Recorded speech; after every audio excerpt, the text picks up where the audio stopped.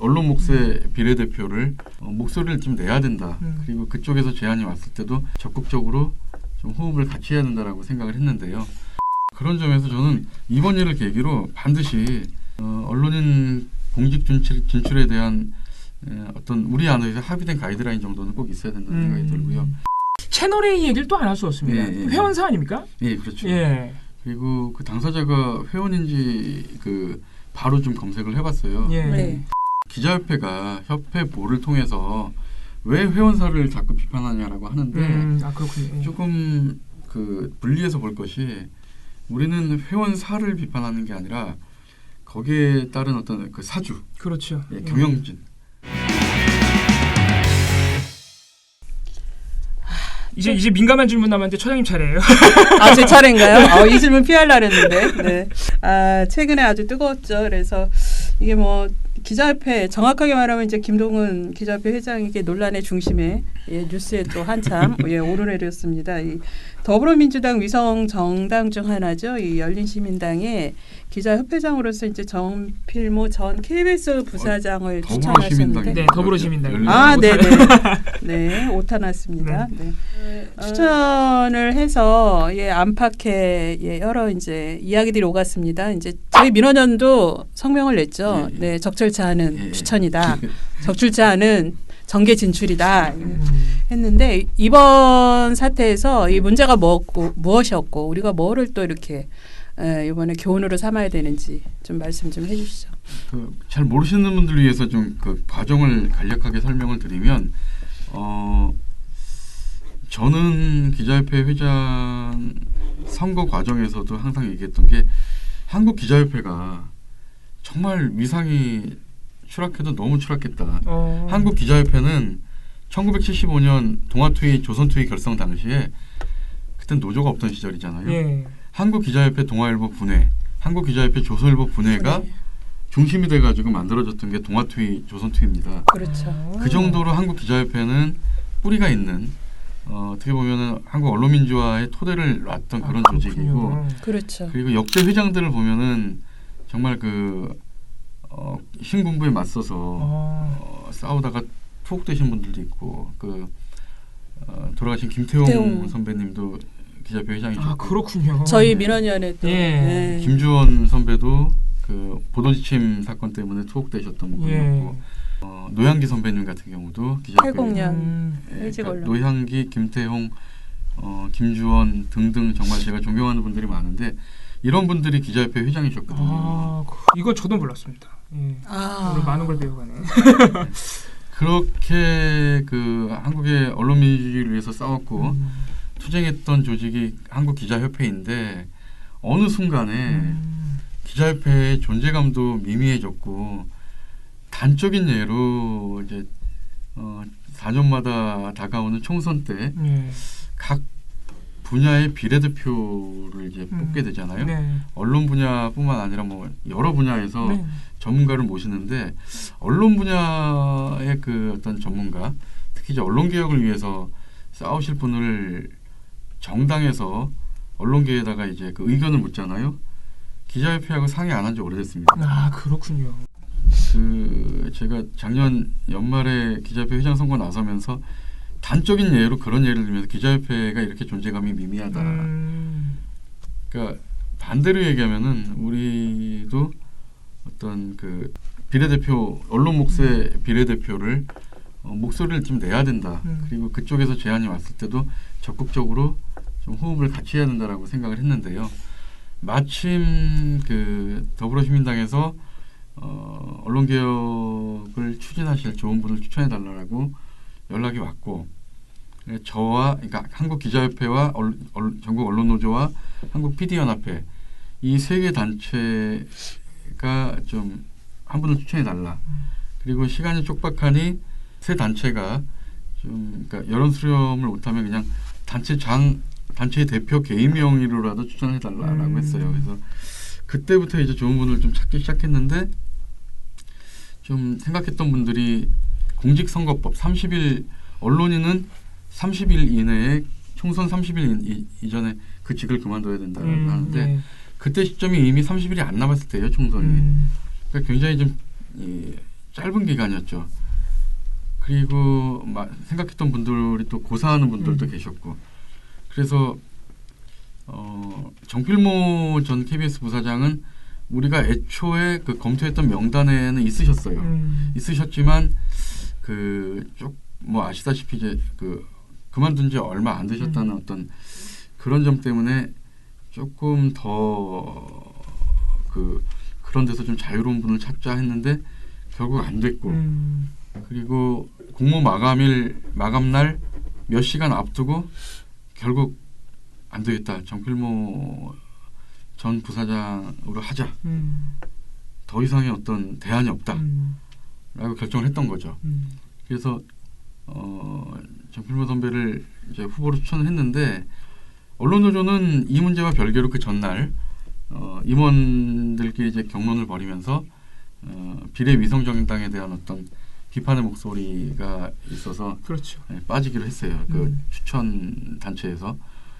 그렇지만 저와 PD연합 회장은 정말 좋은 기회다. 언론개혁을 이끌어갈 분이 한 분이라도 원내에 진출한다면 좋은 일이다. 그래서 저하고 PD연합 회장은 추천을 했던 것이죠. 그 개인 자격으로 두 분이서 하신 거예요? 회장님 두 분이? 근데 사실 개인 자격이지만 저는 개인 자격이라고 좀 우기고 싶지 않은 게요.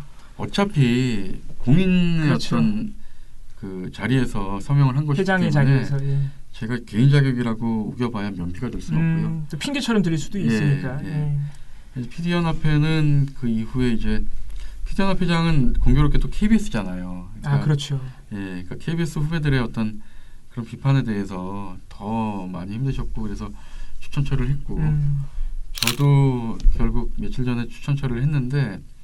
추천 처리하셨나요? 예, 했습니다. 그래서 추천 철회할 때 제가 그런 얘기를 했죠. 그러니까 이 정필모 후보 개인에 대한 언론개혁을 이끄실 적임자로 손색이 없다는 데는 저 개인의 생각은 변함이 없습니다. 네. 하지만 KBS 구성원들의 어떤 의견, 그리고 제가 그 과정에서 시간이 촉박했다는 이유로 의견 수렴이 좀 소홀했던 점에 대해서는 저도 반성하고요.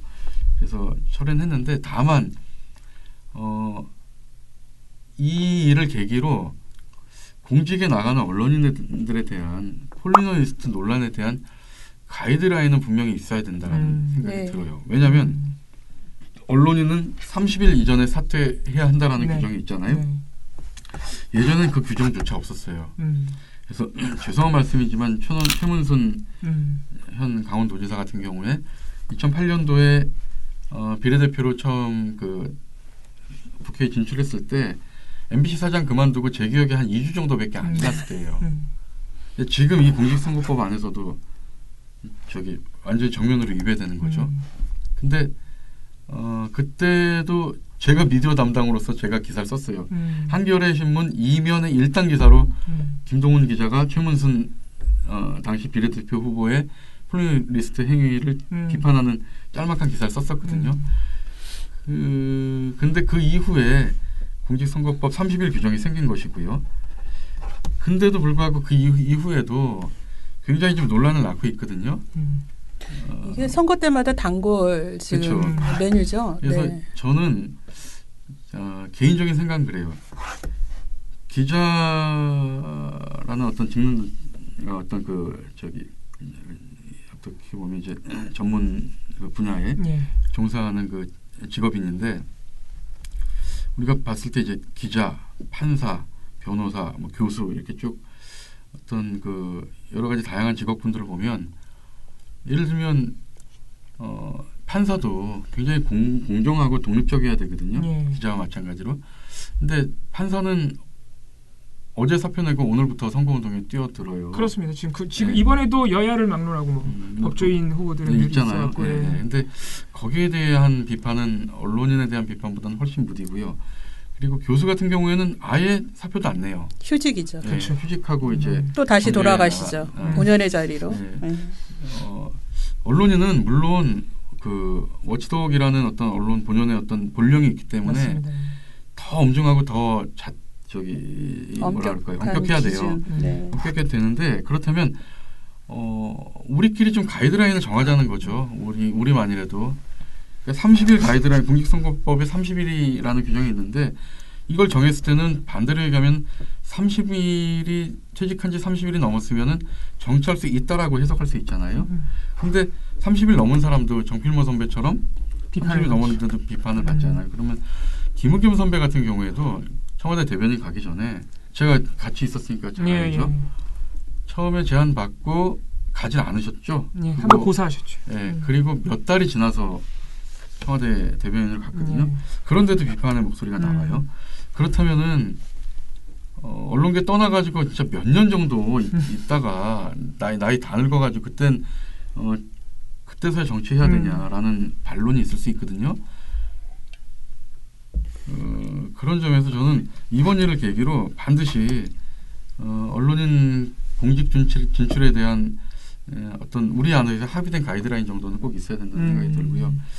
이 정필모 선배가 저는 뭐 나중에 알았지만 2월 19일 날 퇴직을 해서 총선까지 합치면 한 2달 정도 전에 퇴직을 하신 거고 공직선거법 30일 규정에도 걸리진 않는데 이런 것에 견주면은 너무너무나 큰 비판을 받았고 너무너무나 큰 상처를 받으셨어요. 그런 점에서 좀 저는 개인적으로 후배로서 굉장히 좀 마음 아프게 생각합니다.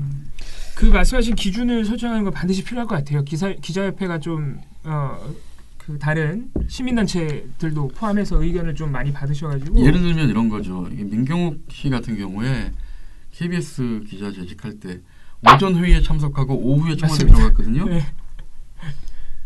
그리고 그 비례대표 1번 받았던 6번으로 밀린 그 조수진 동아일보 기자 같은 경우도 현직인 상태에서 사실 간 거죠. 그 뭐 50보 100보이긴 하지만 3월 6일 날인가 사표냈다 그러더라고요. 그러니까 이런 것과 좀 글쎄요, 그 정필모 선배 같은 경우도 본인도 퇴직한 지 얼마 안 돼서 부담스럽다. 내가 후배들에게 어떤 그 비판을 달게 수용하겠다라고 말씀을 하셨는데 조금 부끄러워할 줄 아셨다는 분이죠. 그렇죠. 그러니까 그냥 정치권을 계속 기웃거렸던 분도 아니고 이런 점에서 좀 지금까지 나왔던 비판은 좀 제가 생각하기엔 좀 너무 가혹했던 것 같습니다. 소원하다고 하시는데 차장님 어떻게 생각하세요? 우리도 비판 성명을 냈는데. 그러니까 이거는 이제 사실 정필모 전 KBS 부사장 같은 경우는 이제 공영방송 KBS의 개혁과 또 이제 공영방송의 발전에 대해서 누구보다도 앞장서고 또 그에 대해 적극적으로 노력해온 분이고 또 KBS가 이제 자체 윤리강령에는 6개월 지난 다음에 이제 진출하자 이런 자체 윤리강령도 갖고 있고 그러니까 그런 것에 비춰서 그거를 지켰더라면 언론 민주화를 위해서 정계를 진출해서 그 뜻을 더 펼쳐보겠다 했을 때 언론계 후배들이나 KBS 구성원들이 더 많은 성원과 박수를 보냈을 텐데 이제 그런 면에서 매우 아쉽고 또 유감을 표명하는 거고 또 유감을 표명한다는 거는 그만큼 이런 언론개혁의 이 엄중한 사명과 또 기준에 대해서 다시 한번 우리 사회가 생각해보는 그런 측면에서 저는 의미가 있다고 생각하고요. 다만 이 언론인 출신들의 이 정계 진출 문제는 정말 해묵은 과제예요. 근데 이유는 왜 그렇게 논란이냐. 지금 국회의원 재헌의회부터 지금까지 진출한 당선된 국회의원의 가장 많은 숫자가 법조인과 언론인이에요. 그만큼 많이 진출했다는 거죠. 근데 그 전에 진출한 언론인들이 그렇게 처음에는 다 뜻을 품고 청운의 꿈을 품고 가지만 정말 언론 개혁과 언론 민주화를 위해 소명을 다했냐. 그렇지 않은 분들이 더 많았다는 거거든요. 언론 자유를 훼손하고 언론의 공정성을 훼손하는 행위에 앞장선 이들의 면면을 우리는 지금도 이름을 얘기할 정도로 얘기할 수 있을 정도로 많이 있는데 우리가 이번 기회에 이게 공영방송이냐 사양신문이냐 이익을 떠나서 이거는 기자협회, 언론노조, 저희 민원연 포함해서 이것에 대한 사회적 기준 합의 이번 총선이 끝나면 꼭 한번 이 무궁과제를 좀 한번 기준을 만드는데 노력을 했으면 좋겠습니다. 그리고 또 한 가지는 사실 회장님도 워낙 잘 아시겠지만 이 시민분들이나 또 민원연 저희 성명도 마찬가지고 그 아까 처장님 말씀하신 대로 과거 사례가 워낙 안 좋았던 분들이 많고 특히 지난 10년간 언론이 어묵하던 시절에 특히 그런 분들이 많았잖아요. 그것도 그렇고 또 이 언론은 권력을 감시하는 사람들인데 권력으로 뛰어들어가면 어떡하냐 이렇게 우리 시민분들에게 기본 상식선이 있어요. 그렇죠. 그런 것 때문에 걱정이 크다는 것을 아마 우리 저 기자님들이나 우리 김동훈 회장님이나 다 아실 거라고 생각합니다. 네. 그리고 참조로 막 민경욱 씨나 조수진 기자에 대해서는 시민들이 큰 기대가 없나 봐요. 네. 그 해오던 걸 너무 그러니까. 익히 알기 때문에 그들에게 비판을 하는 그 시간이 아깝다 생각해서 말씀들을 안 맞습니다. 하는 거지. 그분들의 행위는 정말 이거는 네. 참 유감인 행위죠. 네. 네. 그것도 알아주셨으면 좋겠어요. 우리 시민분들이 이번 일에 대해서 또는 기자협회 안에서도 비판이 컸던 거는 아무래도 그만큼 기대가 컸던 것이다. 네, 지금 현재 상황에서 그런 것도 우리가 좀 꼭 짚고 넘어가야겠습니다. 네. 아 이것도 민감한 얘기인데 이것도 최근에 터진 일이라서 회장님께서도 굉장히 머리가 아프실 것 같아요. 채널 A 얘기를 또 안 할 수 없습니다. 회원사 아닙니까? 예, 그렇죠. 예. 그리고 그 당사자가 회원인지 그 바로 좀 검색을 해봤어요. 예. 네. 저희 기자협회 회원이 맞더라고요. 이런 일이 왜 일어났을까요? 그거 지금 채널 A에서는 일단 회사 차원에서 자체 조사를 하고 있다 그러고 아직은 발표가 안 나온 것 같습니다. 이게 왜 이런 일이 발생했을까? 이게 가능한 일인가 시민분들이 많이 궁금해합니다. 이거랑 기자협회 차원에서 혹시 이 문제를 어떻게 또 조사하시거나 처리할 계획이 있으신지? 그러니까 이제 MBC 보도로 처음 알려졌죠. 그러니까 MBC 보도를 보면 이제 두 가지 문제인데 첫째는 그 기자 윤리를 위반해가면서 어떤 특정한 목적을 가지고 취재원을 압박 내지 협박했다는 부분이고요. 그리고 두 번째는 그 과정에서 검언 유착에 대한 검찰과 언론의 유착에 대한 어떤 그 얘기가 나와요. 근데 첫 번째는 거의 팩트라고 생각이 들고요. 두 번째는 지금 이 검찰이 계속 부인하고 있는 상황에서 요건 좀 더 조사가 진행돼야 될 것 같고 또 아직까지는 좀 의혹인데 제가 이 보도를 보고 나서 곧바로 좀 그 스스로 자성의 목소리를 낼 수 있는 성명을 낼까 하다가 일단 좀 신중하자. 이를테면 뭐 언론노조라든가 이런 단체에서는 좀 치고 나가는 게 맞죠. 이미 성명을 냈죠. 예, 저도 언론노조 수석부위원장을 했지만 당연히 좀 치고 나가야 되고. 근데 이런 점에서 기자협회는 조금 좀 한 템포 좀 지켜보는 게 맞다고 판단을 했고요. 그래서 일단 자체 내 진상조사가 채널A 내에서의 진상조사를 하고 있으니 그 결과를 보고 아까도 말씀드렸지만 그 자격징계 분과위원회를 열어서 징계를 논의해야 될 것 같고요. 그리고 또 자성하는 입장문 같은 거를 성명을 낼 생각이고요. 그리고 아까도 말씀드렸지만 언론의 신뢰 회복, 기자의 신뢰 회복을 위해서는 이런 일이 터졌을 때 쉬쉬하고 감싸기보다는 드러내놓고 저희가 좀 공개적으로 사과할 건 사과하고 또 당사자에 대해서는 굉장히 좀 엄하게 징계를 해야 된다고 생각하고 있습니다. 그런데 이 회원이 걸린 문제에 대해서는 회원이 어떤 회원의 부적절한 행위에 대해서는 섣불리 우리가 성명을 내고 징계를 했다가 이것이 뭐 한 조금 사실이 아닌 게 좀 드러날 경우에는 곤혹스러울 수가 있거든요. 그래서 조금 한 템포 죽인 이유가 여기에 있고요. 근데 지금 보면은 그 취재 과정에서의 부적절함은 거의 팩트고 그리고 그 이후에 그 검언 유착은 조금 봐야겠지만 이것까지 드러난다면은 그리고 또 데스크 선에서 어느 정도까지 그 관계가 있었는지 또 들여다봐야 될 것 같고요. 또 하나는 좀 우려스러운 건 채널A가 방통위 재승인 재심사를 앞두고 있잖아요. 맞습니다. 그렇기 때문에 이 당사자를 희생양 삼아서 꼬리 자르기를 할 가능성도 있는데 그것에 대해서도 사실 좀 제가 관심 있게 좀 지켜보고 있습니다. 그러면 이게 기자협회 차원에서는 일단 회원의 문제이기 때문에 우리 민원연으로 치면 민원연 회원이 이런 소위 말하는 사고로 친 상황이 된 거죠. 그러니까 회원이 소속된 우리 협회가 당사자가 되다 보니까 최대한 일종의 반론까지 그러니까 채널A 한번 반론까지 한번 들어보고 자체 조사하고 그렇죠. 있으니까 예.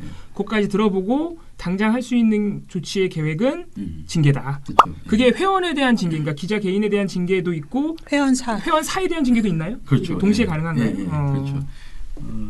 그리고 여기서 좀 중요한 것은 그 기자협회가 협회보를 통해서 왜 회원사를 자꾸 비판하냐라고 하는데 그렇군요. 조금 그 분리해서 볼 것이 우리는 회원사를 비판하는 게 아니라 거기에 따른 어떤 그 사주, 그렇죠. 예, 경영진 뭐 이렇게 좀 나눠서 볼 필요가 있어요. 지금 저도 그 저희 기자협회는 보수진보 망라에서 들어와 있지만 건설업자들이 사주인 경우가 많거든요. 그러니까 언론에 대한 이해나 철학도 없이 그저 돈벌이 수단으로만 알고 있는 그런 그렇습니다. 사주들이 경영하는 언론사들도 많은데 여기에 속해 있는 우리 기자들은 정말 청운의 꿈을 안고 기자로서 일을 하고 있는데 그렇죠. 협찬 기사 강요당하고 광고성 기사 강요당하고 있어요. 이런 기자들 동일시해서 보면 안 되고요. 그렇죠. 어떻게 보면은 본질을 좀 봐야 된다. 그래서 저는 특히 이제 노조가 없는 언론사들이 꽤 많은데 저희 회원사들이 많은데 여전히 1987년 언론노조가 생기기 전에 기자협회가 노조의 역할을 했듯이 지금도 노조가 없는 저희 지회에 대해서는 여전히 기자협회가 비빌 언덕, 기댈 언덕이 돼야 된다라고 그렇죠. 생각합니다. 뭐 저희가 그런 전후 사정을 다 감안하더라도 이번에 밝혀진 사실만 보더라도 이번 채널A 기자의 그 취재 윤리를 위반한 행위는 사실 좀 상상하기 힘든, 그죠?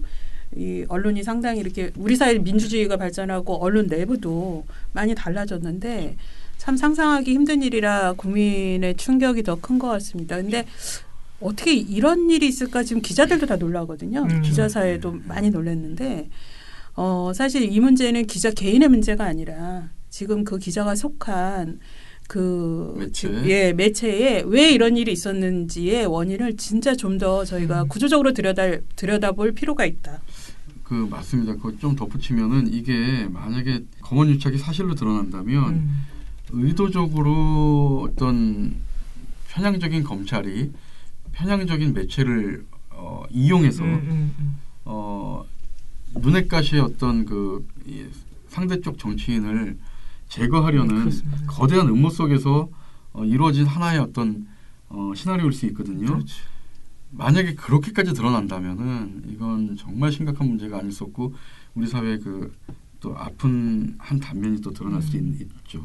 이게 많은 시민분들이 근데 궁금해하고도 두려워하는 게 검언 유착도 검언 유착이지만 그 기자가 이미 보도상으로 드러난 그 음성과 녹취록만 봐도 기자들이 이렇게 취재한단 말이야. 그렇죠. 이게 정말 그러면은 기자들의 문화가 자체가 그렇느냐. 그렇죠. 이건 좀 심한 사례라 치더라도 이런 형태로 취재를 하느냐. 이런 두려움이 일단 시민들이 있을 수밖에 없고 그런 문화에 대한 궁금증과 이게 지금 뭐 여러 가지 보도 준칙도 있다고 그러고 기자협회에도 강령이 있고 윤리 강령이 있는데 그런 거 만들어 놓으면 뭐하냐. 이거를 기자 개인의 일탈로만 볼 것이냐. 이런 이제 궁금증들이 있을 수밖에 없어서 그 기자들의 취재 문화 이런 부분에 있어서 좀 해주실 말씀 없으실까요? 저도 녹취록을 듣고 정말 깜짝 놀랐는데요. 사실 저는 그렇게 생각했거든요. 우리 국민들이 생각하는 기자상이 좀 실제 어떤 기자들보다 좀 많이 좀 왜곡되게 좀 전달되는 측면들이 있고 특히 제 주변에서 만난 제 그 기자 동료 후배들 보면은 굉장히 품성이 괜찮은 친구들이 훨씬 많아요.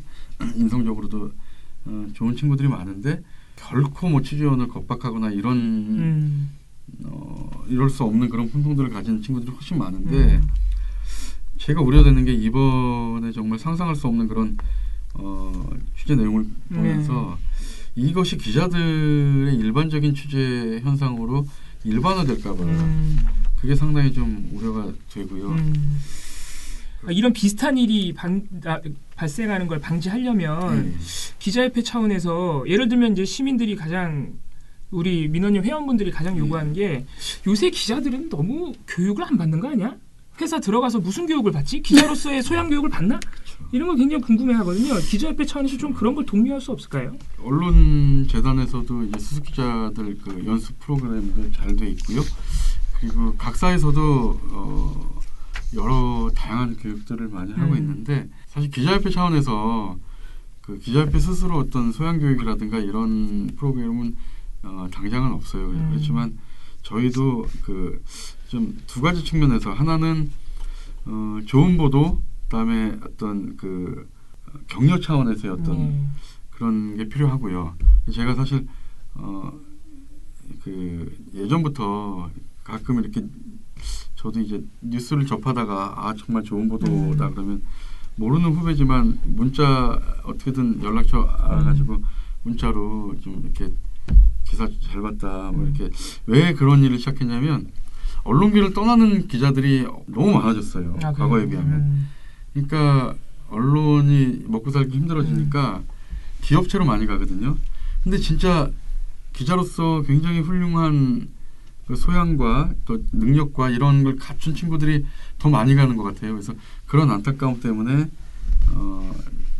당신이 있어서 우리 언론이 신뢰받을 수 있습니다라고 그런 문자 메시지를 자주 보내고 있고요. 그리고 한편으로는 아까 말씀드린 대로 그런 격려와 함께 한편으로는 제가 이제 기자협회 회장이 됐으니까 이런 부적절한 보도 행태 그리고 그 당사자에 대해서는 저는 정말 중징계를 하려고 합니다. 그러니까 우리 자격징계 분과위원회가 7명으로 구성되어 있는데 소위원회가 그분들이 뭐 잘 판단하겠지만 분위기 자체는 좀 그렇게 해야지만 언론 신뢰도 회복할 수 있고 기자협회도 좀 제대로 바로 설 수 있지 않을까 싶습니다. 네, 이제 마지막 질문인데요. 언론개혁 진짜 거스를 수 없는 시대 정신이자 역사의 과제인데 이게 언론개혁이 언론 내부의 지금 뭐 자성 성찰 또 노력도 중요하지만 또 언론 밖에 시민들의 또 이 언론개혁에 대한 촉구운동도 같이 함께 수레바퀴처럼 가야 된다고 생각을 합니다. 그래서 언론개혁을 위한 기자협회의 노력 이러이런 부분은 주의 있게 봐달라. 이런 거와 함께 민원연이 또 이러이런 거에 관심을 갖고 노력해 줬으면 좋겠다. 이 두 가지를 좀 설명해 주시죠. 저는 그 언론개혁은요. 검찰개혁은 오히려 쉬워요. 검찰개혁은 공직이잖아요. 공직이기 때문에 사실 사람이 바뀌면은 될 수 있는 건데 언론개혁은 언론사 대부분의 언론사들이 주식회사예요. 그렇죠. 소유를 하고 있단 말이에요. 개인들이. 그렇기 때문에 언론개혁은 더 힘들어요. 근데 그 개인들이 바뀔 수 있는 어떤 어떤 문화가 조성되려면 그리고 어떤 그 풍토가 바뀌려면 수용자 운동이 굉장히 중요하다고 생각하거든요. 예전 어떤 선배 한 분이 서울신문에 계셨던 선배 한 분이 한 20년 전쯤에 이제 이른바 조중동을 향해서 특히 조선일보 저 강고한 조직도 우리 시민의 힘이라면 무너뜨릴 수 있다라고 한번 말씀하시더라고요. 저는 실감이 안 났는데 언제 그런 걸 느꼈냐면 2008년 광우병 사태 때 광고 불매운동 했잖아요. 그래서 이것이 이제 언소주의 언론 소비자 주권 행동의 그 모태가 됐죠. 맞습니다. 그때 조선일보가 광고난에 허덕이면서 신문을 감면 발행하는 것을 보고 깜짝 놀랐어요. 아, 이렇게도 될 수 있구나 하는 생각이 들었고요. 정말 언론이 바뀔 수도 있다라는 생각을 그때 했어요. 그래서 언론개혁이라는 건 언론사 스스로는 절대 못해요. 밖에서 수용자들과 호흡을 함께 했을 때만이 언론도 바뀔 수 있다는 생각이 듭니다. 네. 민원연은 특별히 당부해 주셔서 맞다. 제가 그 얘기로 마무리하려는데 제가 30년 전에 민원연과 처음 인연을 맺었던 것이 바로 그 언론운동, 언론개혁이었는데 지금 이 얘기의 결론도 민원연이라는 거죠. 왜냐하면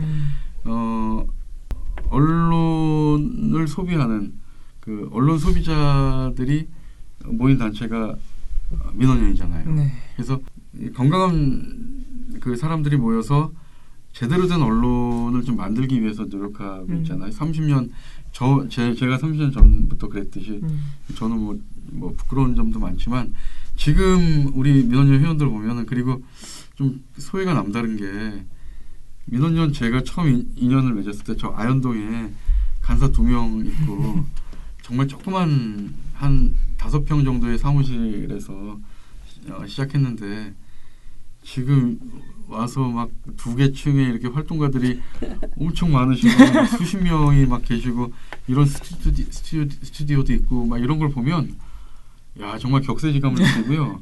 그만큼 우리 이 민원연이 그만큼 노력했기 때문에 우리 한국의 언론 민주주의도 이만큼 성장하지 않았나 하는 생각이 듭니다. 예, 아유 감사합니다. 네. 결국 이 언론 개혁에 있어서 이 또 깨어 있는 시민들, 특히 네. 우리 민원연 회원들을 중심으로 한 민원연의 역할이 더 막중해지고 있네요. 그렇습니다. 네. 결국 근데 언론 개혁은 말씀하신 게 맞는 게 언론 사주들이 언론 개혁을 할 리는 없고 그거를 정부가 할 수도 없는 거고 정부가 하면 또 언론에 대한 언론 자유 침해 아니겠습니까? 결국은 시민의 손으로 해야 된다. 그리고 오늘 또 협회장님께 오늘 이 긴 인터뷰에서 남는 건 딱 하나입니다. 네. 오늘 약속 하나 건졌습니다. 네. 기자협회장으로서 언론이 잘못하는 것에 대해서는 엄중하게 징계하겠다. 동시에 잘하는 것도 시민 여러분들께 잘 알려서 언론이 좋은 역할을 하거든요. 우리가 민원연도 열심히 해야 되는데 네. 좋은 역할하는 건 또 널리 알려가지고 시민과 함께 개혁을 이뤄나가겠다. 이런 약속을 해주셨습니다. 네. 그래서 민원연과 별반 다를 게 없다. 역할이 이런 생각도 드네요. 네. 기자협회와 민원연은 불가분의 관계인 게 그 역대 기자협회 정말 그 엄중한 시국에 80년 군부독재 치하에서 열심히 독재 반독재 투쟁을 했던 우리 언론인들이 바로 이 민원연을 세운 주축들이죠. 그분들이 또 기자협회 주축이셨던 거죠? 그렇죠. 역대 회장이 그렇죠. 회장 중에 이 민원연 모태가 됐던 분들도 많고 그래서 이 제가 기자협회 회장이 기왕에 됐으니 기자협회와 민원연이 좀 예전처럼 관계를 복원해서 같이 행사도 많이 했으면 좋겠고요. 언론 개혁을 이끌 힘을 같이 좀 모았으면 좋겠습니다. 아 말씀 감사합니다. 네. 많은 걸 배웠네요 오늘. 네, 그러니까 결국 언론 민주화 운동, 언론 개혁의 뿌리는 같다 이렇게 볼 수 있는 게 그 당시에 언론 내부에서 싸우던 분들이 그 안에서 역부족이니까 나와서 민원협 당시 또 해직 기자 모임 만들어서 밖에서도 싸우고 다시 또 안에서도 싸우고 안팎에서 함께 싸우면서 저희가 이제 35년 지금까지 민원연이 온 거고요.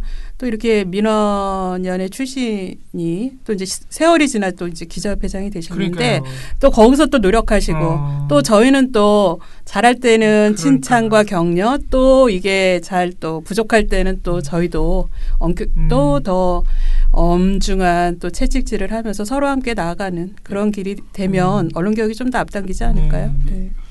두 분은 더 감회가 새로울 것 같았던 오늘 인터뷰입니다. 네. 회원으로 아주 학생 시절에 회원으로 계셨다가 이제는 30년 만에 기자협회장으로 돌아온 우리 김동훈 회원과 오늘 많은 이야기 나눴습니다.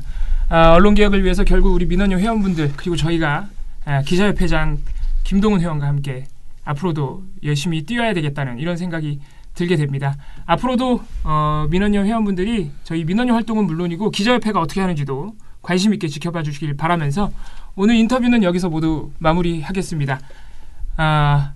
김동훈 회장님 어떻게 마지막으로 민원연 회원분들께 마지막 인사 드릴까요? 예, 그 정말 고향에 온 느낌이고요.